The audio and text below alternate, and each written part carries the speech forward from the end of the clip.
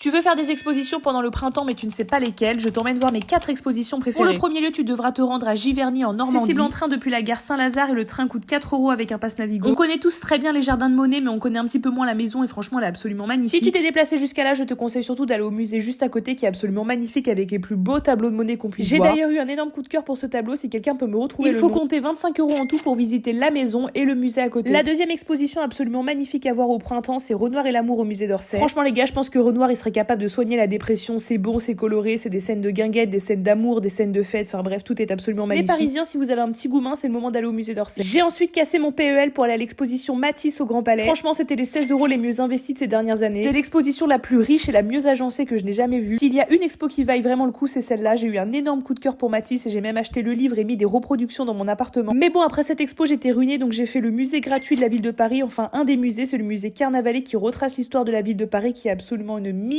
d'or du point de vue historique. C'est le meilleur musée pour améliorer sa culture sur la Révolution à la période moderne. J'ai eu un énorme coup de cœur pour cette pièce où il y a que des tableaux de la fin du 19e siècle. Moi qui adore la littérature du 19e siècle, j'ai l'impression d'être plongée dans un de mes romans préférés. Et vous dites-moi quel musée je devrais absolument voir.